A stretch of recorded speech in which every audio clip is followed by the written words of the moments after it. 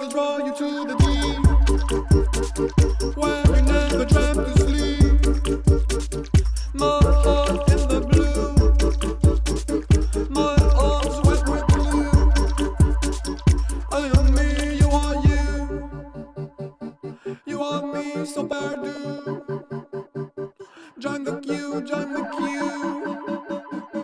No shampoo, so perdue, so perdue, so perdue. From the depth of my heart to the depth of the sea.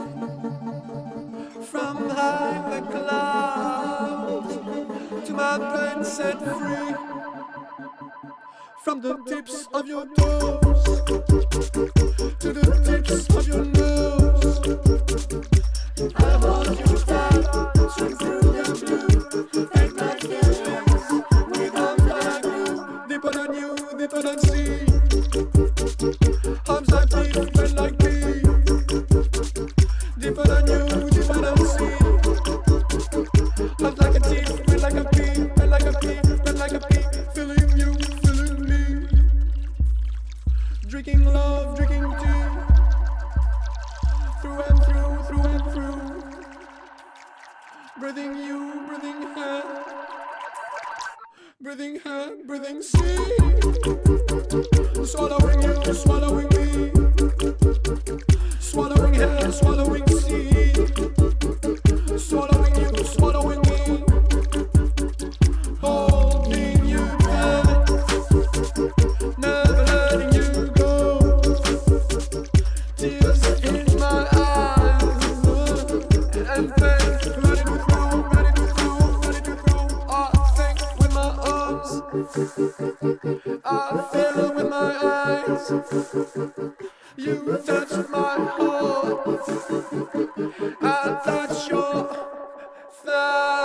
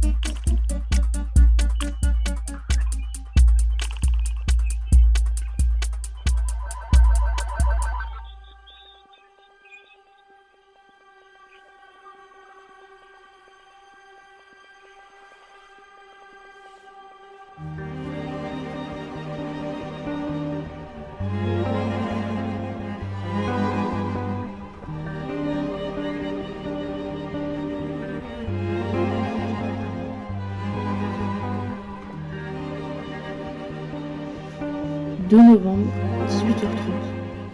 Il fait nuit et froid. Sur le chemin, j'écoute de la musique et vérifie qu'on ne me suit pas.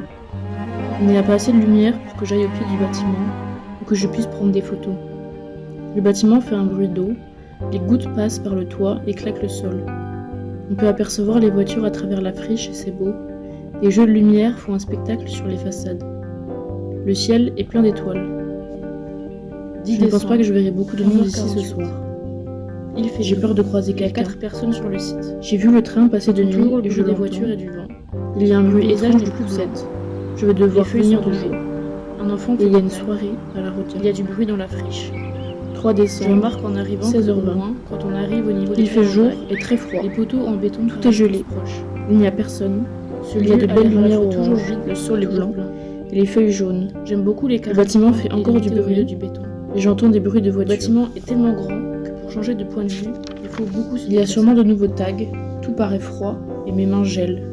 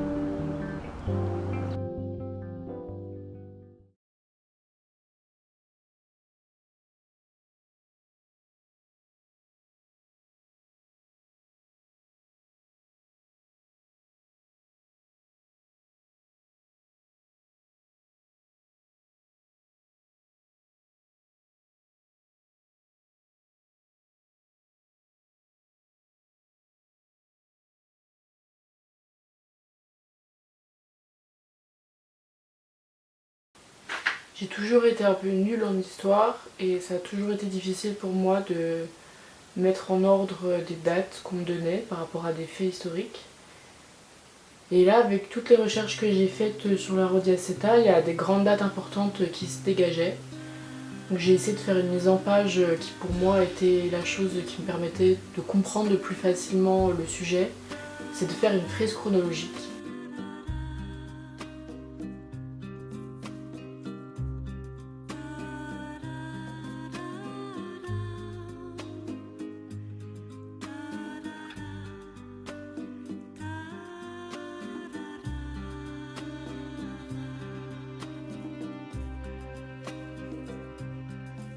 Les grandes dates qui ont marqué l'histoire de la Rodiaceta.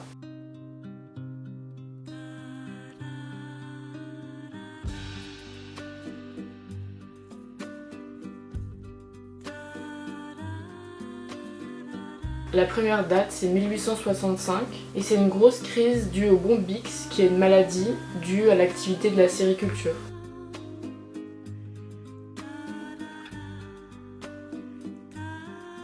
Et ça va donc engager le début de l'invention de la soie artificielle pour limiter les maladies dues à la soie naturelle.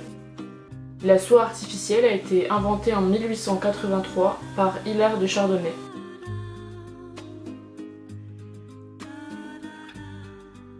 Et ça va mener en 1891 à la fondation de la Société anonyme pour la fabrication de la soie artificielle à Besançon, et en 92 à la mise en fonction de la première soierie mondiale au Pré de Vaux. Et là à l'image on voit des plans de l'usine qui était à l'époque.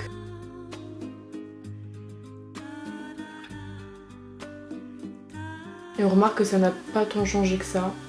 On peut reconnaître des parties de la Rodiaceta actuelle.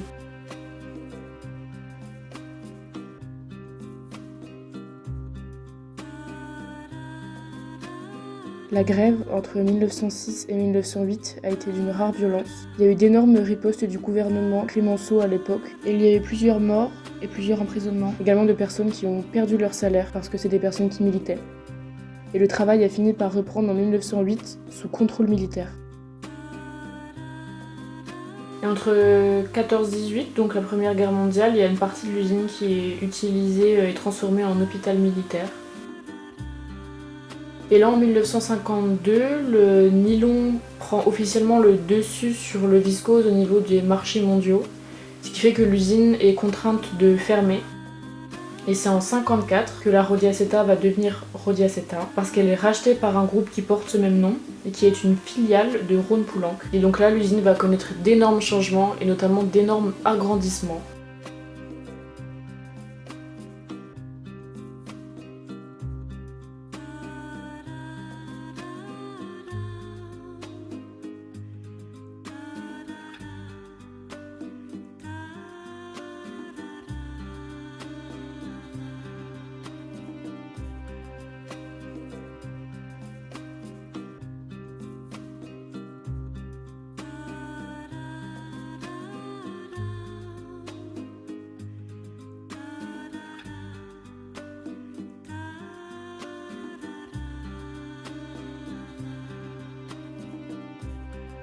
Et cette fois-ci, on crée du nylon et du tergal au sein de la Rodiaceta, qui sont deux matériaux, deux tissus, deux fils synthétiques.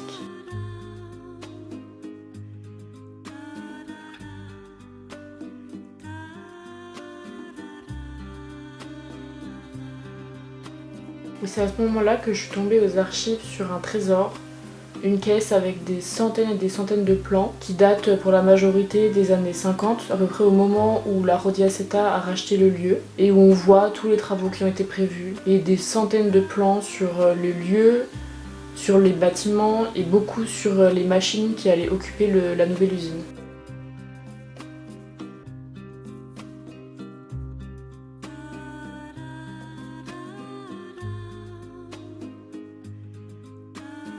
Donc ça a été assez incroyable de tomber sur ces vieux documents. Il y en a beaucoup où les papiers étaient vraiment très abîmés.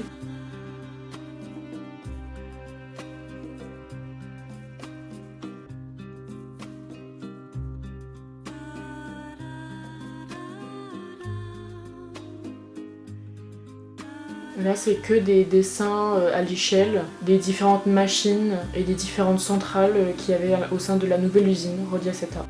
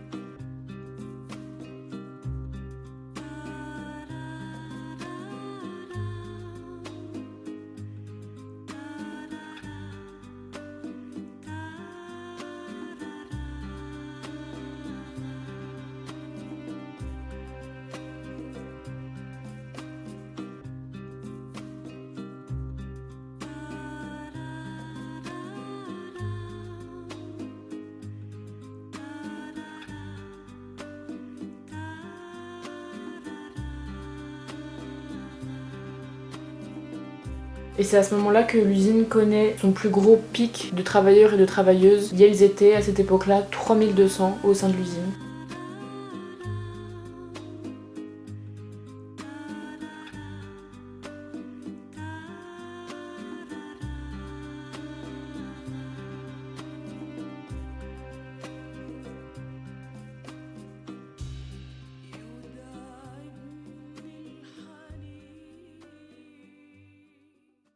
En 1967, il y a eu d'énormes mobilisations à Besançon et surtout à la Rodiaceta. Et maintenant, avec le recul, on se rend compte que 67 à la Rodiaceta, ça a clairement précédé mai 68 au niveau national. Et ces grosses mobilisations étaient dues aux conditions de travail qui étaient extrêmement difficiles. À l'époque des premières soirées artificielles auprès de Vaud, l'usine, on l'appelait le bagne.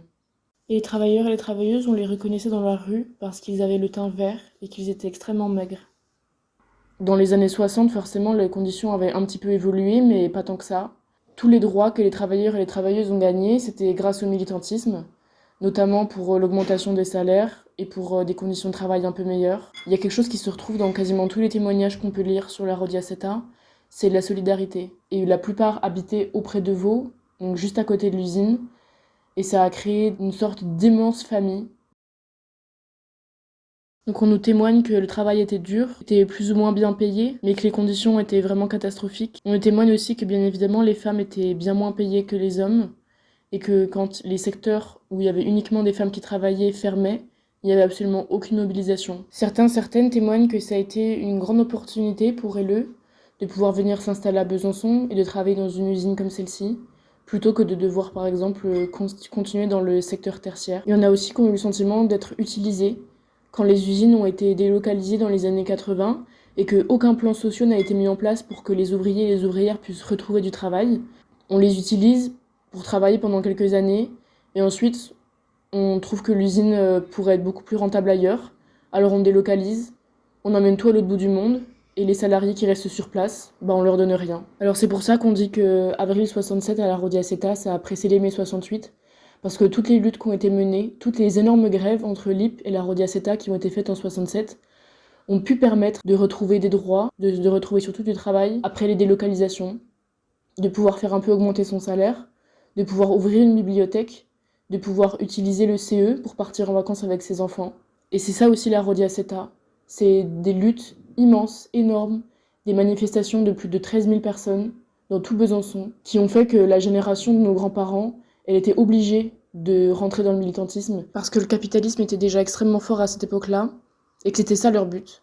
Ne pas vouloir être traité comme de la merde quand on travaille en usine, vouloir faire valoir ses droits, militer et aller crier dans la rue, parce que nos vies valent bien plus que ça.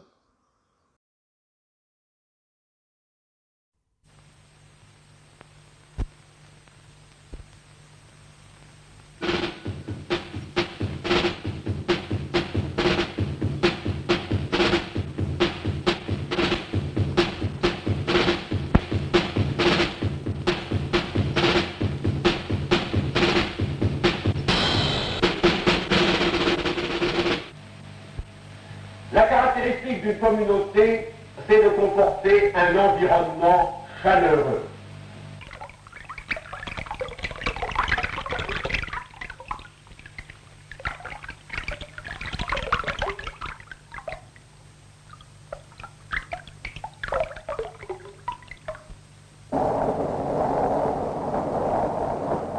Vous vous levez à quelle heure le matin pour aller au boulot?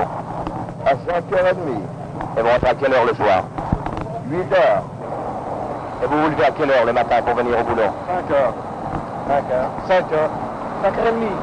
5h30. Et vous rentrez le soir à quelle heure? Oh, 7h30. 7h30, pareil. 7h30.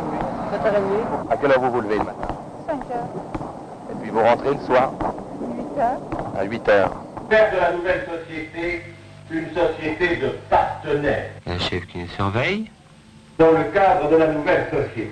J'étouffe là-dedans, même nous on étouffe. C'est de l'air conditionné, c'est toi, c'est tout.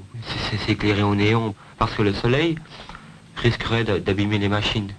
Alors on préfère casser du matériel humain que de casser du matériel lourd, je sais pas. Tu vois ce que je veux dire? Tu es constamment surveillé par des gardes chiournes là-bas, surtout les filles. C'est des rangées Et puis alors les filles travaillent l'une à côté de l'autre, puis font le même boulot. Puis au bout il y a un gars qui regarde s'il n'y en a pas une qui fait semblant de travailler ou pas, quoi. Le bruit des machines, elles deviennent folles là-dedans. Au bout de 10 heures enfermées là-dedans, c'est pas possible, quoi. Rends compte un peu, puis à une vitesse folle, il faut aller voir un peu. C'est incroyable. On dirait des marionnettes, tu sais, c'est incroyable, quoi. Le même geste, et puis vas-y. D'ailleurs, les cadences sont excessives, puisque dernièrement, d'ailleurs, il y a 2 mois de ça, et une journée hécatombe là-bas, parce qu'il y a eu 2 ouvrières qui se sont fait couper les doigts, là, les doigts de la main. Mais il y a beaucoup d'accidents là-bas, d'ailleurs. Il y a beaucoup d'évanouissements de filles qui ne peuvent pas supporter les cadences, tu vois. On en voit souvent dans les couloirs, dans les brancards qui les ramènent, c'est pas des conneries, c'est sérieux ça. C'est parce que surtout les filles, elles mangent pas le midi d'ailleurs. Des fois c'est pour garder leur ligne, mais souvent c'est parce qu'ils ont pas tellement les moyens elles doivent se priver sur quelque chose, c'est sur la bouffe, quoi.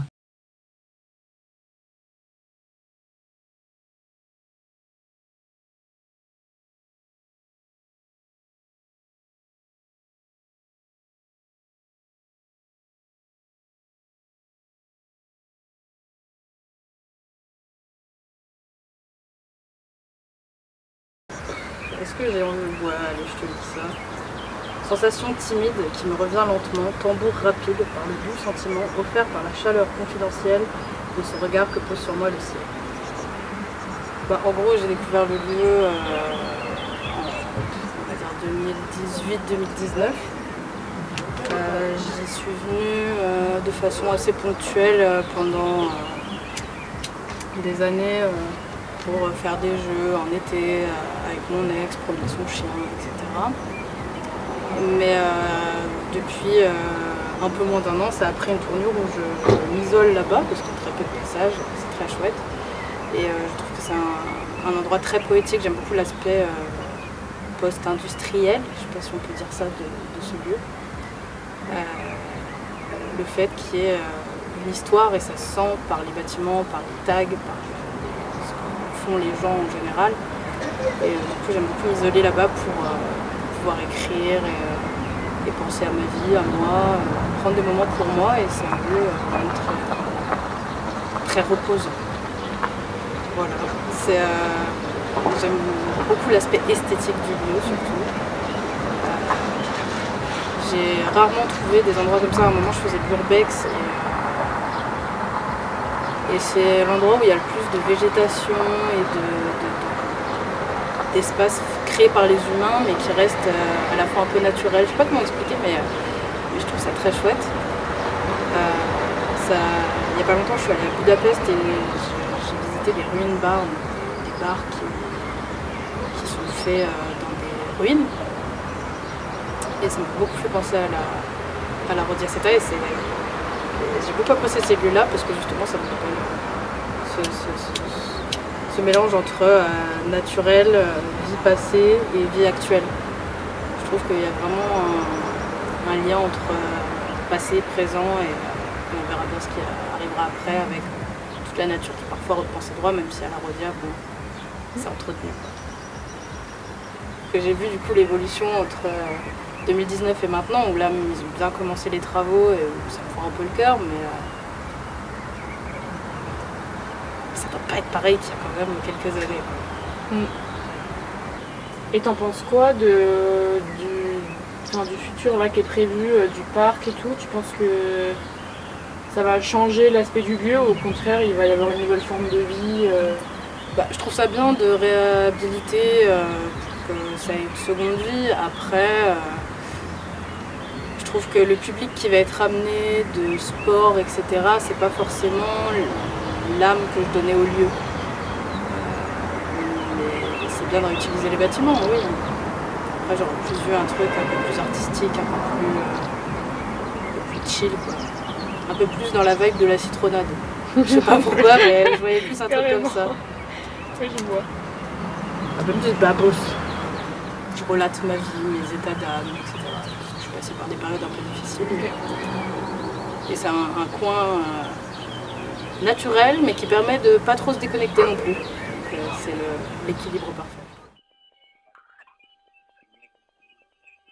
Et on plonge dans cette rivière, gorgée de nos rêves et rires d'hier, espérant y perdre pied, comme nous en avions l'habitude, dans notre commun passé, croyant encore en nos aptitudes, pensant nos plaies béantes de ces fantômes qui nous hantent.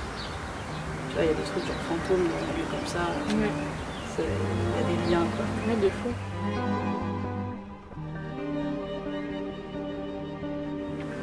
Et tu penses que genre ce que t'écris ou quoi, c'est directement influencé par le lieu où t'es au moment où tu l'écris?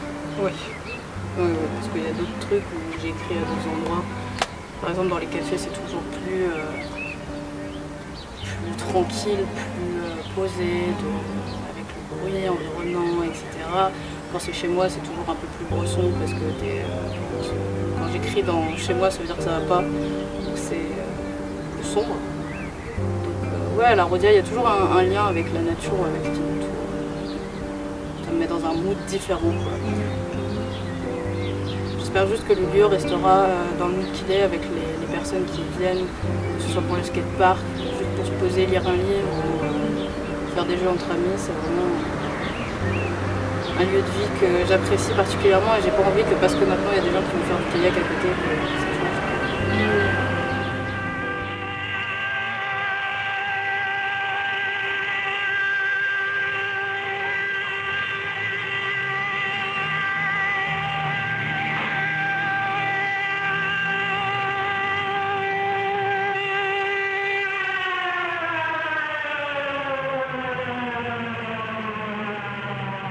Les derniers, ils ont 10 minutes en moins, c'est-à-dire ils mangent en 20 ou 18 minutes. Et on repart dans le car. Au début, bien sûr, c'est marrant, on fait des petites balades en car, on plaisante, mais maintenant, plus personne n'ouvre la bouche. On est foutu, enfin, on est amorphe, on a tous mal au ventre. Mais si tu veux, c'est lié, vraiment c'est lié à une chose, c'est qu'ils sont toujours à la recherche de leur chiffre d'affaires. Ils cherchent à produire le plus possible, sur les machines de production et sur les machines d'outilleurs pour s'agrandir. Ils ont choisi des pièces d'électronique. Ils font du travail pour le groupe Thomson, qui est un groupe, je sais qu'ils sont 80 000 ouvriers, c'est toutes des petites boîtes si tu veux, c'est un grand trust. Hein. Et ils ont, le groupe Thomson, du pognon, des grosses subventions de l'État, hein, puisque tu sais qu'on aide l'électronique, puisque c'est là une branche de pointe, etc. Alors, si tu veux, de ce fait, ils recherchent vraiment à améliorer le chiffre d'affaires et tout ça, pour pas, ils ont peur d'en emprunter, est-ce qu'ils le voient, ça, j'espère, ils sont pas plus bêtes que nous. Et ils barrent tout, si tu veux. À la rigueur, je crois qu'ils saigneraient les 4 veines pour acheter une presse de plus, pour produire plus, pour faire plus. Mais quand on propose un deuxième torchon dans les WC, parce qu'on est 80 à s'essuyer sur un torchon, on en demande 2, mais ils refusent. Ou bien on est obligé d'aller le voler dans le magasin, puis d'aller l'accrocher avec un bout de fil de fer nous-mêmes, tu vois. Et en 77, c'est une nouvelle annonce de fermeture de l'usine. C'est à ce moment-là que les usines vont commencer à être exportées à l'étranger. Et donc pour la Rhodia Setal, elle a été principalement exportée en Inde, en Thaïlande précisément.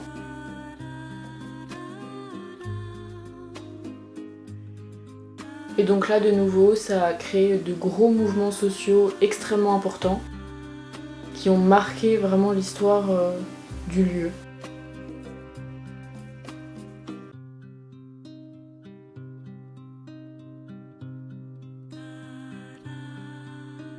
Alors moi je suis venue salariée à la Rodia, parce que c'était encore la Rodia, c'était à l'époque, à l'automne 68.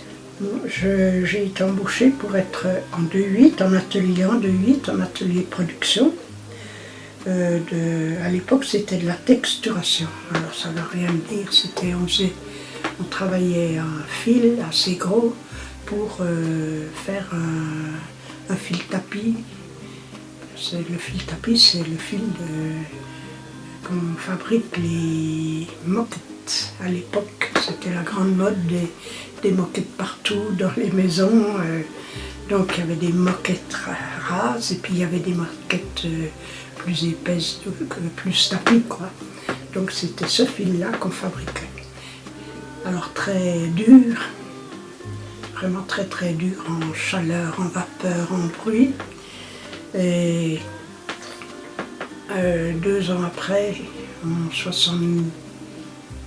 autour de 71, cette production-là est partie à Nord-Syntex à Arras, dans l'usine Nord-Syntex à Arras.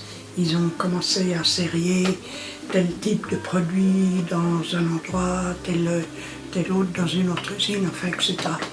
Alors nous, à ce moment-là, on était bien contents parce que c'était très très dur à travailler. Très très dur. On avait plus de 90% de bruit, de l'humidité. C'était le fil était frisé dans des injecteurs avec de la vapeur d'eau, alors ça crachait. Mon enroulement, il date de cette époque-là, par exemple. D'accord.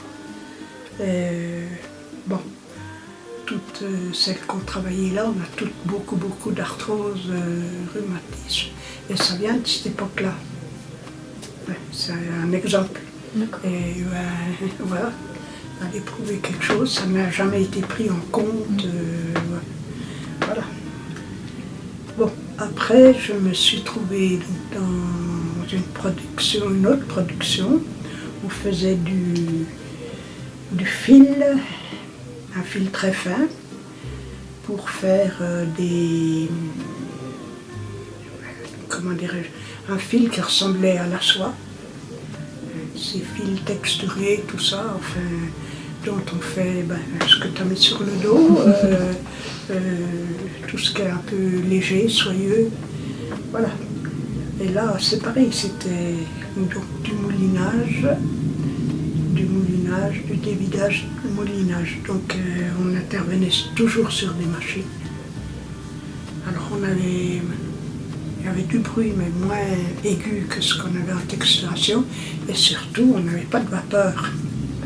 Oui, parce que ça, c'était vraiment affreux. Quand la fabrication est partie, on était vraiment très contents. J'ai pas de regrets. J'ai pas de regrets. J'ai vécu une vie sociale très intéressante, une vie culturelle très intéressante. J'ai découvert la vie. J'ai découvert plein de choses. J'ai milité au niveau organisation syndicale dans toutes les structures, CEDP, CHS, enfin, bon, bref.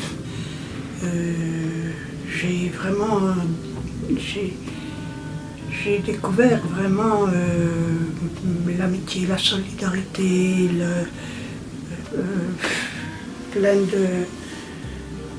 j'ai eu une vie très riche, on va dire, à ce niveau-là.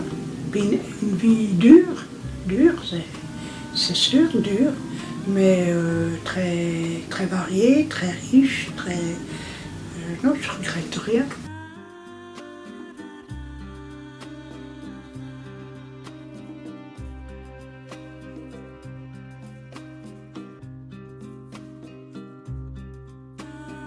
Pour les travailleurs et pour les travailleuses, il y a des plans sociaux qui sont promis.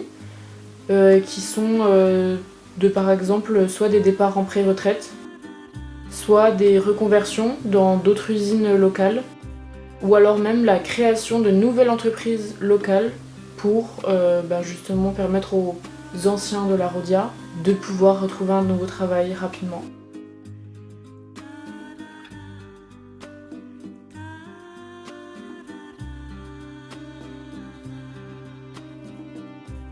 Ça va. Écoute, dans une boîte, quand je suis entrée, on était 3283 salariés. Et 6 mois après, ils ont stoppé les embauches. Leur idée, c'était déjà de comprimer les emplois.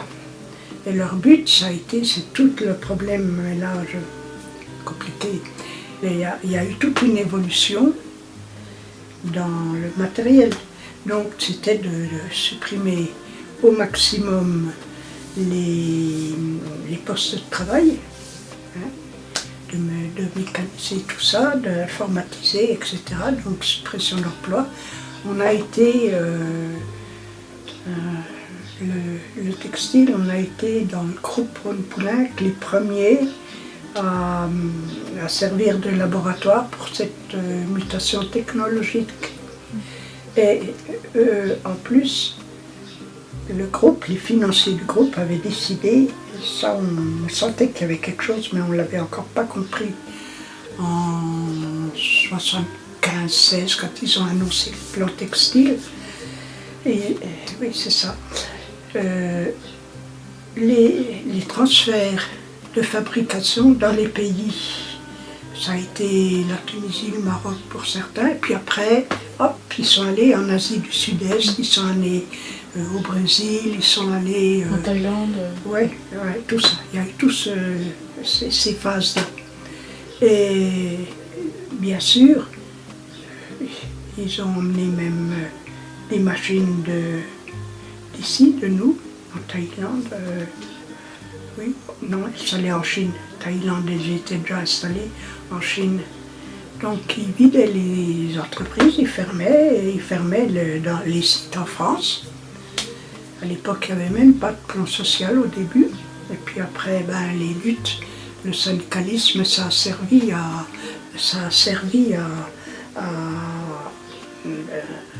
obtenir par des actions. Des actions, il y a eu tout un tas d'actions dans la branche textile, mais ici à Besançon, il y en avait beaucoup. On était une boîte vraiment réactive. Ces bâtiments, les autres bâtiments, tu as connu les bâtiments là-bas plus loin, oui.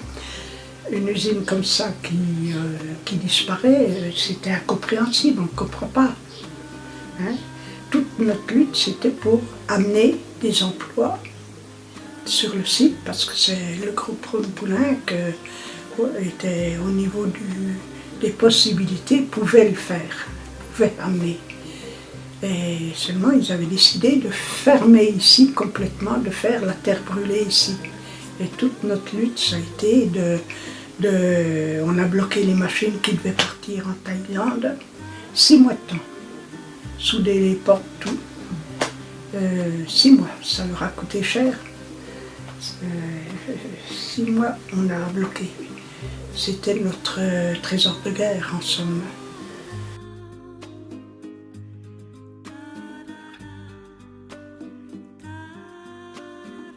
Et c'est en décembre 82 que l'usine ferme complètement et définitivement ses portes. Et ensuite, entre 87 et 2017, l'usine va être rachetée à tour de rôle par différents groupes. Et c'est seulement en 2017 que la ville de Besançon devient officiellement propriétaire de la Rhodia Seta et que Yells engage la création d'un parc qu'on connaît actuellement.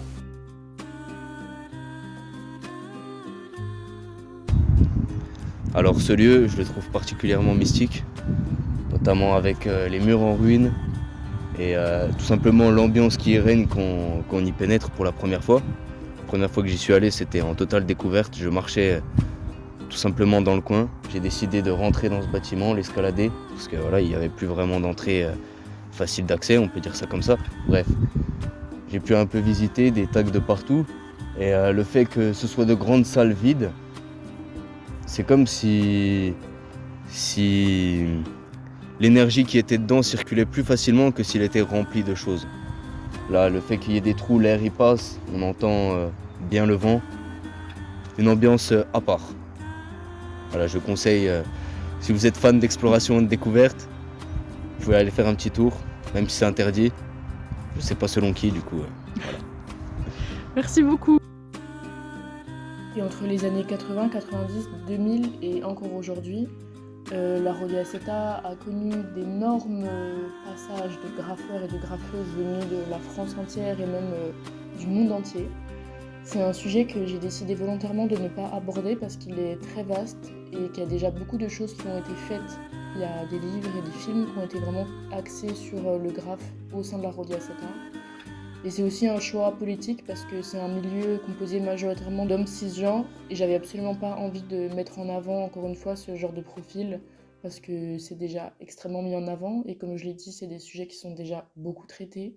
Mais en revanche, ça peut faire l'objet d'un prochain travail sur les tags, les graphes faits par d'autres types de personnes que des mecs cis blancs qui viennent entre potes taguer.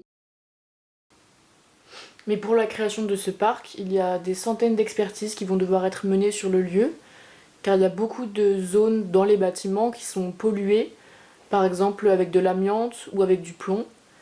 Et étant donné qu'ils veulent le transformer en un lieu public, il va y avoir d'énormes chantiers qui permettent la dépollution de certaines zones des bâtiments. Donc ça peut passer par le confinement de certaines molécules et de certaines zones du bâtiment afin d'enterrer les déchets problématiques. Et ça peut également passer par la déconstruction.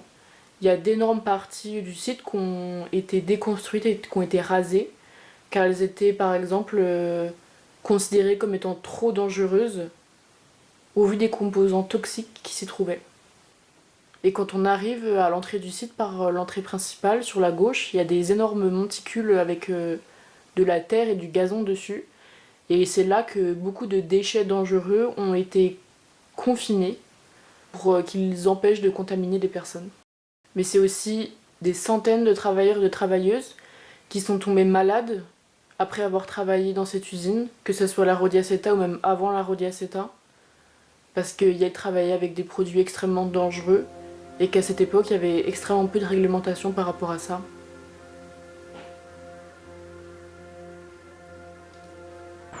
Donc c'était un peu pour commencer un peu, parce que lui il commençait la vidéo et on avait plein d'idées, mais on s'est dit vas-y on prend une caméra, on s'est mis tout l'après-midi, il faisait super froid, je me souviens, on est allé du coup à la Rodia commencer à filmer. Il y a un moment donné dans la vidéo où je suis au-dessus d'un pilier et la caméra elle tourne autour de moi et je sais pas trop comment on l'avait fait ça à l'origine, mais en vrai quand je vois le produit fini, moi ça m'inspire un peu un truc de comme si tu étais un peu perdu dans les airs et en fait il n'y a que tes pieds qui sont raccrochés au monde et en fait toi tu es complètement perdu dans le ciel.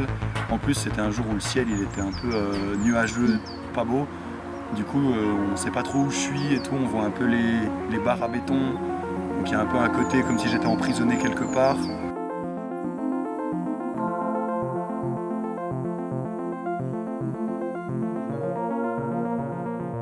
31 décembre, 17h30. Il fait déjà nuit, j'ai fini ma pellicule Gold, et je commence la 3200. J'espère qu'avec le flash on verra quelque chose. Je n'ai croisé personne, on m'a dit qu'il y avait une teuf ce soir pour le nouvel an. Je suis contente car je vais pouvoir écrire et photographier. Finalement, l'info était fausse. 7 janvier, 17h. Je sens que je dois me concentrer mes recherches sur autre chose, car sur place, je ne croise presque personne et je commence à avoir la sensation de faire toujours les mêmes photos. Je vais plus travailler les archives.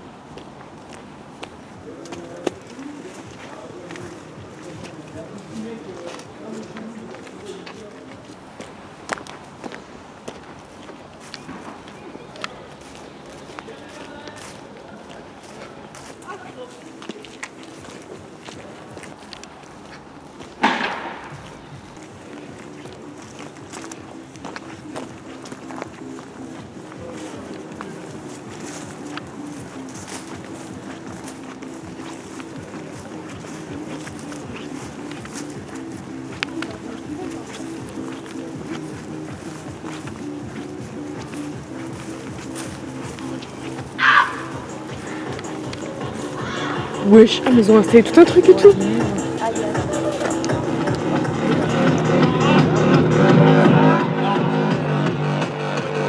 Comment ça, c'est pas le bon? Ah, celui-là, il va me donner des trucs. Essaye de... Ah ouais, viens à moi. Viens avec les Pierre. Viens avec les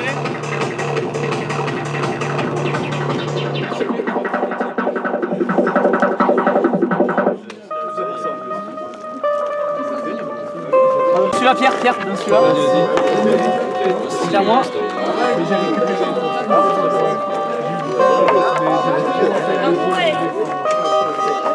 Ciao, Bigou. Attends. Bah attends. Dinguerie. Ouais, finalement des plats. C'est sympa. Ok, là ça marche. T'as réussi à le brancher, toi? Ah, de ton côté, c'est bon.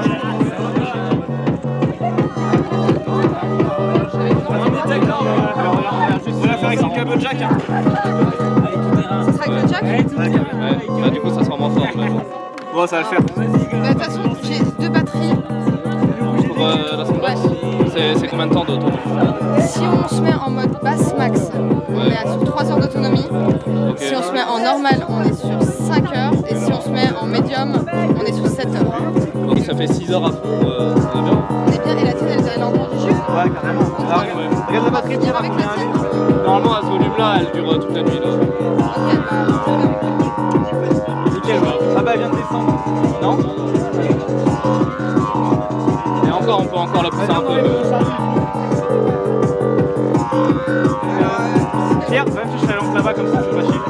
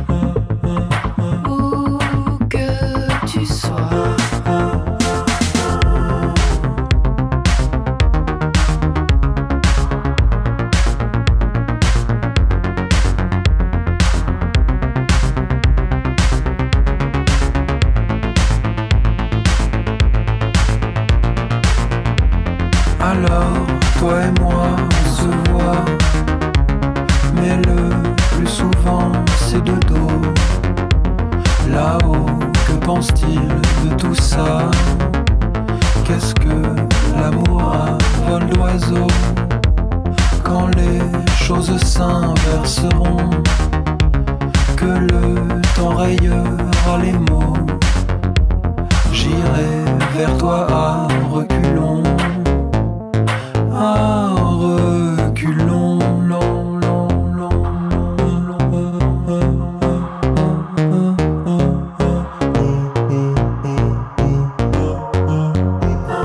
la terre, vers le vent, vers la fin.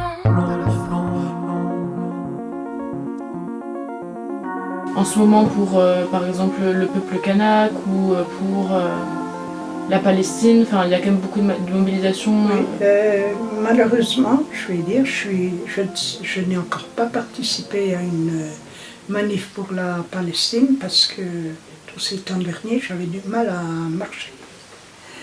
L'âge, que veux-tu?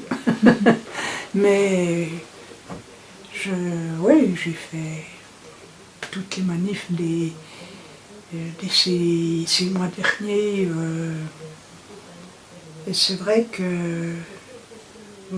là, je pense que certaines manifs, je vais y retourner. Ça fait partie aussi. Et c'est pas parce qu'on n'est plus... Enfin, quand tu es militant, que tu crois en l'autre, en l'humain, aux capacités qu'on a de pouvoir être un agent de changement, ou de faire réfléchir les gens, ou de trucs comme ça. Eh ben, c'est pas parce que tu pars en retraite que tu n'as plus de... Au contraire, il y a un déplacement du militantisme. Et est-ce que ça vous intéresserait de parler de la représentation un peu des femmes au sein de l'usine? Oui. Est-ce qu'il y avait des choses en particulier? Comment c'était Et ça se passait comment au niveau du syndicalisme? Est-ce qu'il y avait pas mal de femmes qui se mobilisaient ou c'était encore un peu mal vu, compliqué Ah ben, moi, quand je suis arrivée au syndicat, il y a le leader de l'époque que je connaissais par ailleurs, qui est mort depuis. Il me dit, ah ben c'est bien que tu viennes, tu passeras là où on ne peut pas aller. Ça m'est toujours resté. Alors après, dans les années 72, 13, 14, tout ça, il y a eu des mouvements. Les femmes en 2-8, elles suivaient. Il y a eu des mouvements. Et, donc pour l'emploi, les femmes bougeaient. Et moi, dans mon équipe, en 2-8, là, eh ben, les femmes étaient très actives dans l'action. Voilà. D'accord. Mais les grandes grèves 67, ce que je ne l'ai pas vécu, hein, mais ce que j'en sais, c'est... oui, à ce moment-là, les femmes ont subi la grève, mais elles se sentaient... Elles l'ont faite en soutien, mais ce n'était pas par rapport à leurs revendications spécifiques. Disons que j'ai un petit peu porté avec une de la CGT, on a essayé de porter le mouvement, les femmes, à travers des actions. Okay. On a fait les premières journées de la femme, le 8 mars, sans prévenir rien du tout. J'avais pris des femmes d'atelier, puis on était allé chez le sous-directeur, sans prévenir rien du tout. Et puis évidemment avec deux, trois points forts, il n'était pas heureux et les gars n'avaient pas compris. Et dans la section syndicale, il y avait très peu de femmes, y compris à la CGT pareil. Hein. Il y avait 3 femmes de chaque côté, puis il y avait 20 bonhommes. Je sais que certaines réunions syndicales, pas ici, mais à l'extérieur, dans la ville, j'avais mes gosses avec moi, ils jouaient dans le couloir, ça ne plaisait pas. Et je ne sais plus quel jour c'était quand il se trouvait que j'avais mes mômes avec moi. Alors ça, voilà. Bon, j'étais la seule, quoi.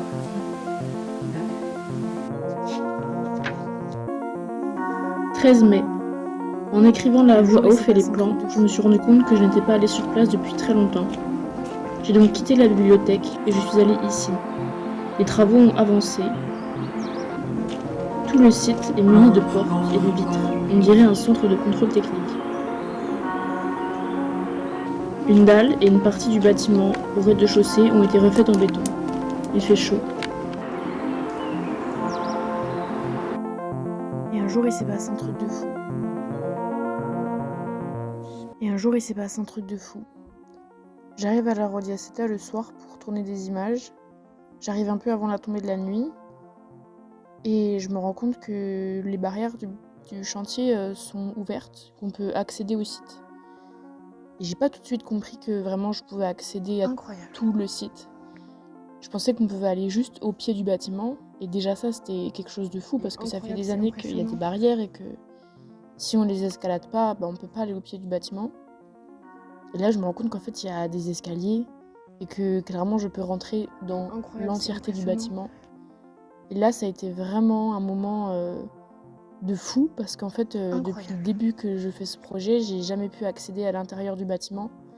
J'ai toujours dû tourner des plans au pied du bâtiment, en bas, vu de loin, vu de derrière, de partout, mais jamais à l'intérieur. Et là, de pouvoir y accéder, ça a été un moment de fou. Ça a été quelque chose de vraiment impressionnant. Incroyable, c'est impressionnant. Et ça m'a vraiment fait quelque chose de me dire, je peux enfin aller à l'intérieur. Et c'est un peu le moment où c'était la fin de mon projet. Et du coup, j'ai vu un peu comme une signification, un truc derrière ça. Et là, d'arriver au-dessus, je me suis dit, ça y est, je suis sur le toit du monde. J'ai pu observer tout le bâtiment, tout le projet que j'avais engagé, vu du ciel.